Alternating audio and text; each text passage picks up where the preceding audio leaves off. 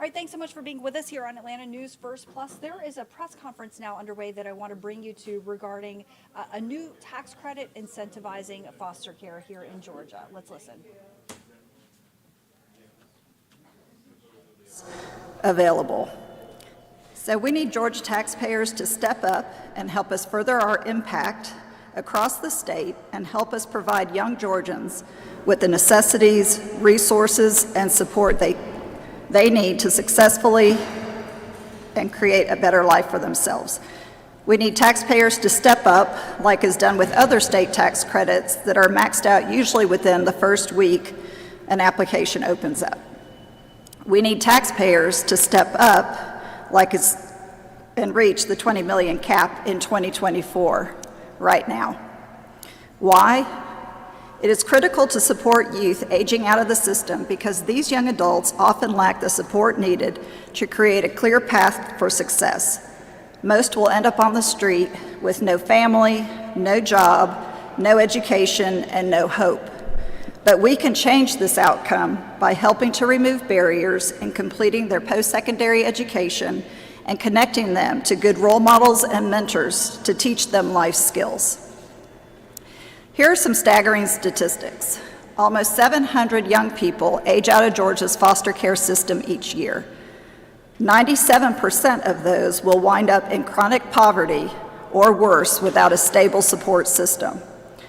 71% of young women will become pregnant within the first year.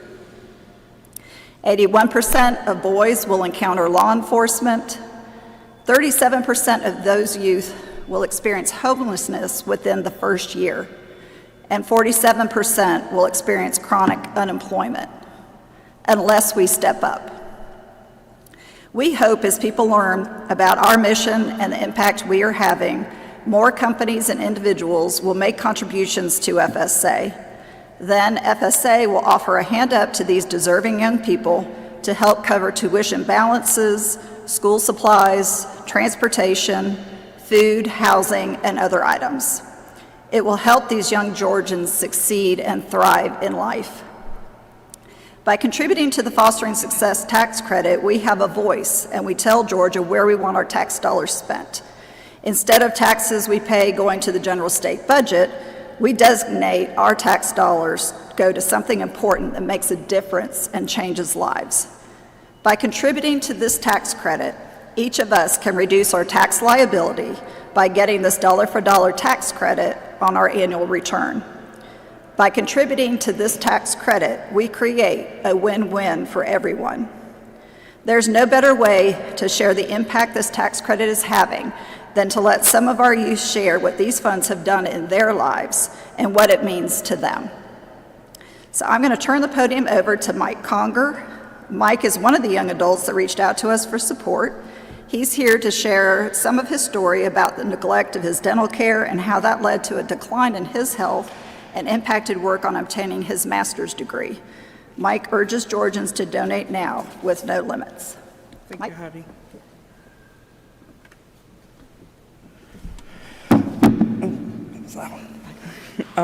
Good morning. My name is Michael Conger. I am 25 years of age, and I currently live in Valdosta, Georgia. I am studying my Master's of Public Administration at Valdosta State University, and I will start my doctoral of Strategic Leadership with a focus in servant leadership this fall at Regent University Online. When I was 13, my life changed. My grandma who raised me had a stroke, and I was placed with some other family members that were supposed to protect me, but yet failed to do this. I went through many years of physical neglect, mental abuse, and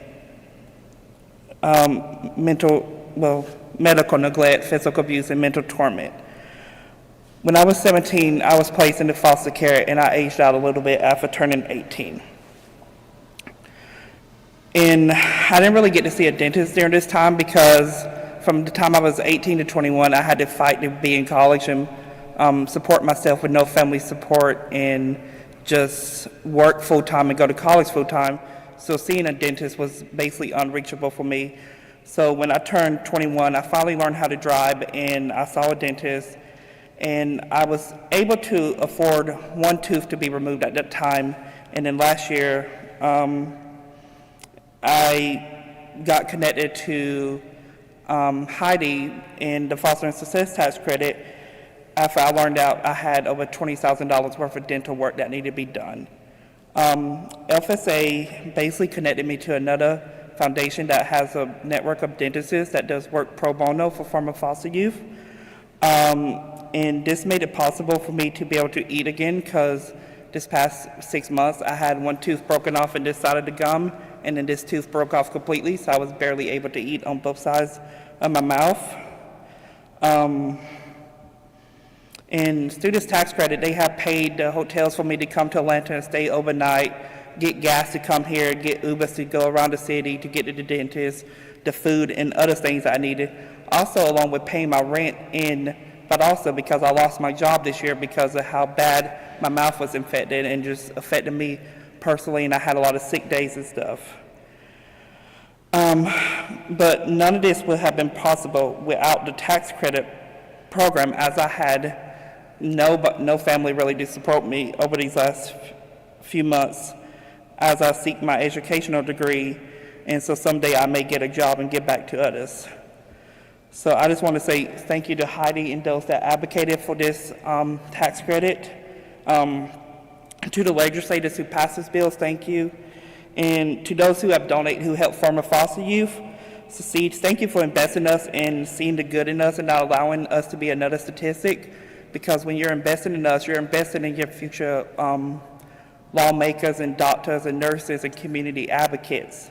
So I just want to call on Georgia taxpayers to take advantage of this tax credit. You really are a tremendous help to kids like me who have nowhere to turn to pursue the career of their dreams.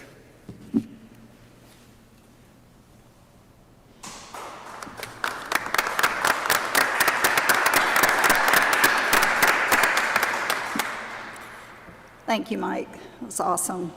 Our next youth sharing her story is Jasmine Edwards. Jasmine's a nursing student, and I had the pleasure of talking with Jasmine as well when she called our office. She's going to speak to you about how we helped her stay in school by removing barriers that otherwise would have led her to drop out. Jasmine? Hi, everyone. My name is Jasmine. I'm 19 years old. I live in Cleveland, Georgia, and I currently attend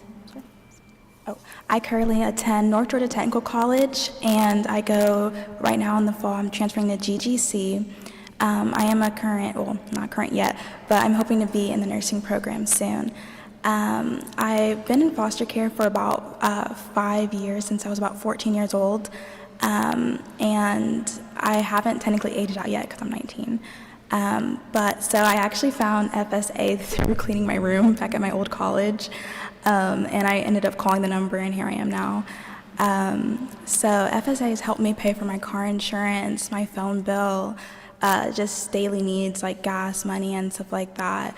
And FSA is definitely important to kids like me because it's like having a backbone or a parent. Like, I obviously don't have my parents, so having someone help me pay for gas, just to get around and stuff like that, it's very convenient. Especially when it's hard, because for me, going to school and having a job at the same time is very hard to do. And so like Heidi said, I almost had to drop out of school last semester because financially I wasn't stable and I couldn't do school and work at the same time. So it was either drop out and work or go to school and be broke. So I was like, I don't know what to do. So,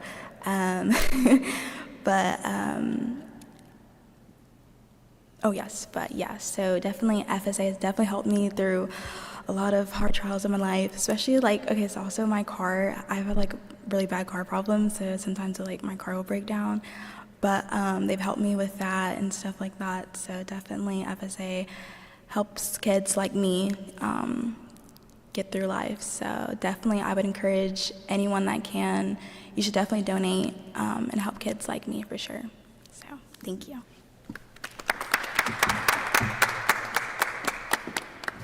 Thank you, Jasmine. Our last guest and speaker is Representative Mark Newton of Augusta. Rep. Newton has been a great supporter of the Fostering Success Act tax credit.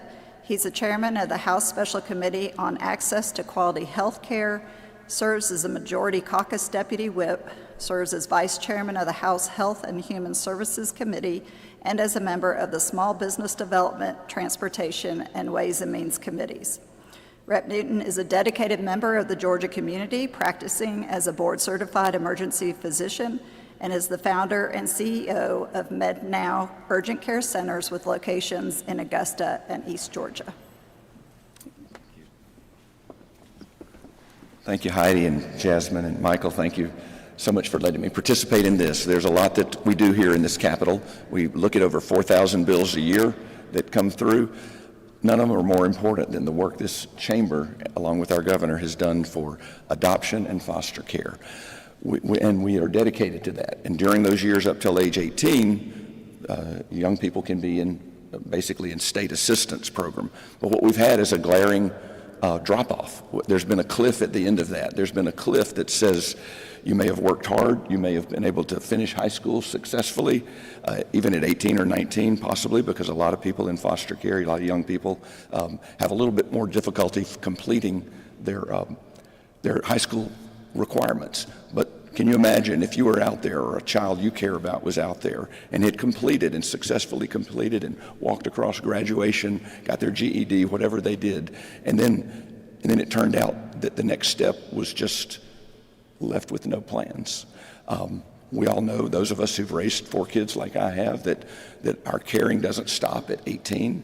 And what I love about the Fostering Success Act is that Georgia's care doesn't end at 18 anymore. It used to. But right now, we recognize those statistics that Heidi brought up of the number of teenage pregnancies, the number of young men involved with our criminal justice system was just excessively high in children who had the challenge of being in foster care, both the blessing and the challenge. So what I love about the Fostering Success Act is that we came up with a better way. It wasn't necessarily a new government bureaucracy. It was something where people of all backgrounds could work together in a nonprofit manner, and they could reach out to these children to give them the resources they need to take the next step, to take the step that keeps them out of the criminal justice system or keeps them maybe off our Medicaid rolls. And that's what we've done with the Fostering Success Act. I'm excited that we have the opportunity that each taxpayer can direct their taxes, a portion or all of their taxes, depending on how much they owe.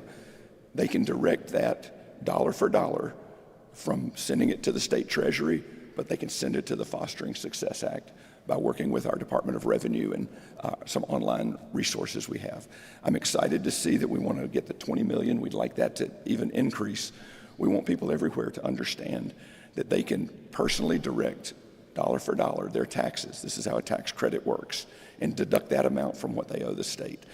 I think if people understand that, if they see the compassion involved in those who administer these programs, the efficiency which the program demands, that this money be spent on the youth, not necessarily on administration or other bureaucracy costs.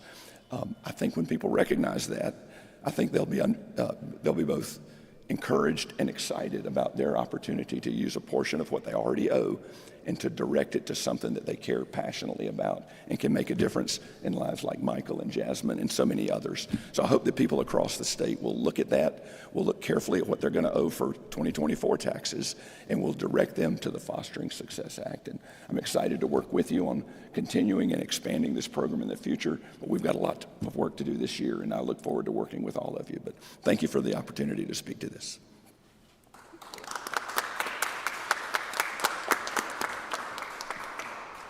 Thank you, Mark. Those are really encouraging words, and it's so nice being involved in this organization and being able every day to go out and make a difference. When you talk to the youth, when they call in, and many of them are literally on the street at the time that they call in, and we're able to make a change within 24 hours of getting them into a stable environment and leading them towards that path to education.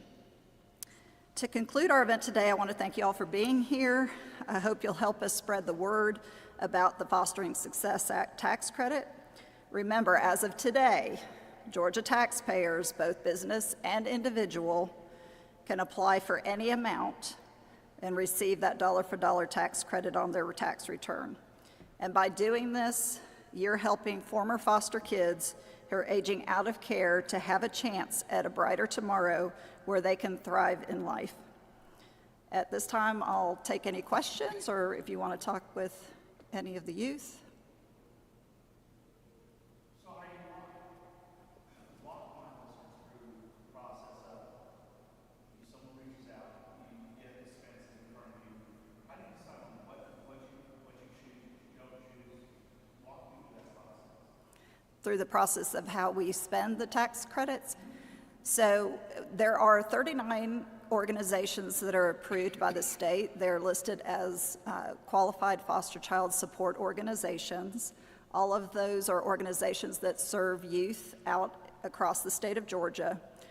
They're able to make grant applications to Fostering Success Act. Basically, we're just making sure that the youth are eligible, because they do have to be enrolled in school is really a big thing, because we know that education is what's going to change the future for them. We review those applications, and we're able, in most cases, as long as the youth are eligible, we're approving those and getting the funds transferred within a short amount of time. So they're immediately able to help cover rent costs or purchase books. I know I had a student at Georgia Tech last year, and she's like, I have this $170 book I have to buy. I'm like, it's okay, we'll take care of it.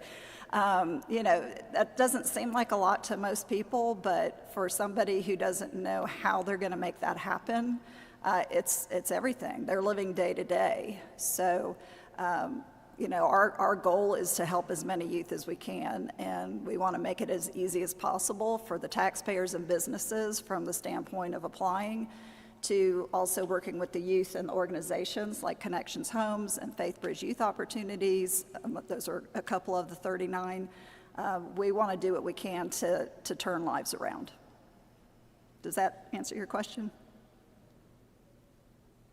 Are there any barriers to entry for foster kids or kids who are engaged in restrictions as to where they can apply for? The eligibility requirements for the youth is that they have to have been in foster care and aged out at 18 or signed out of care. They can go into an independent living program.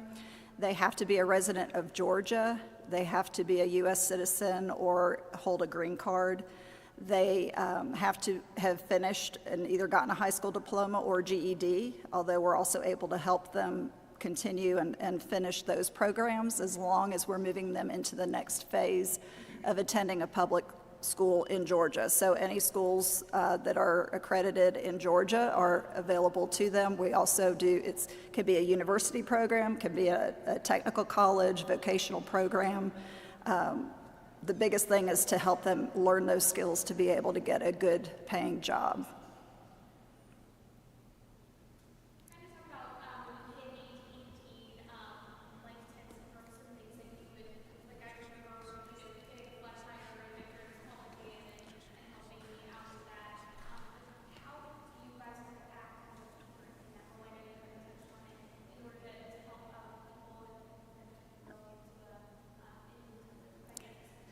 Sure. So it's interesting you say, like, you called your parent because you had a flat tire. Many of these youth, most of them don't have vehicles, so they're having to rely on mass transit, which is not available across the state, using Uber and Lyft, which we're able to help support those needs.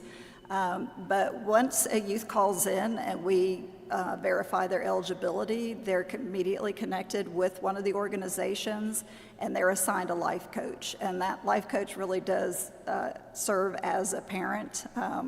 I know Jasmine and I were texting with each other when she first called our office before I got her connected with FaithBridge Youth Opportunities, and I still stay in touch with her because I care about her and I want to make sure she's moving forward. So, it's not, as I said before, it's a hand up, it's not a handout. There are requirements for the youth to be eligible and to maintain their eligibility. The life coaches do talk to them about their grades, how they're performing, identifying if there are needs for tutoring that might be a need during the semester, because we want to remove the barriers that might prevent them from getting that ultimate degree or certification.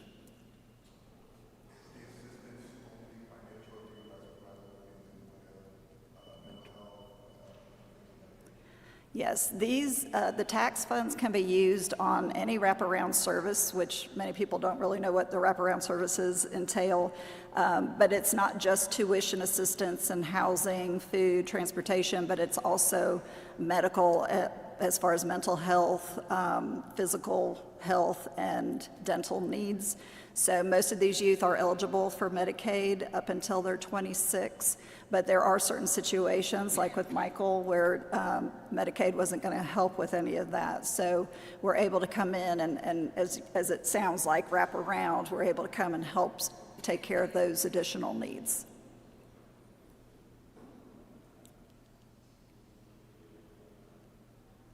Anything else?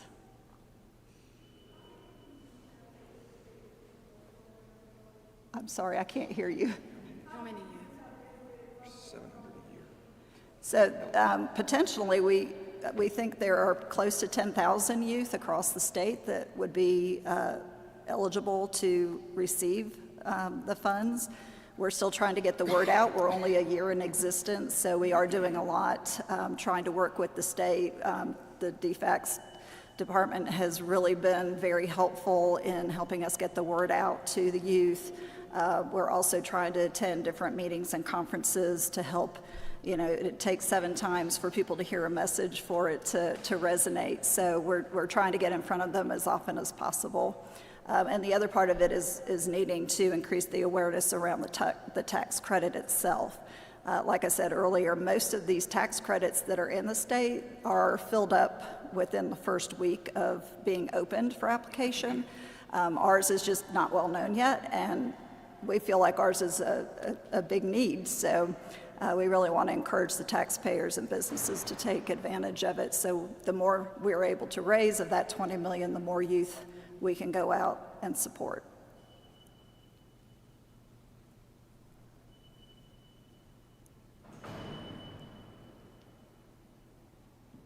All right. Well, thank you all so much. Have a great day.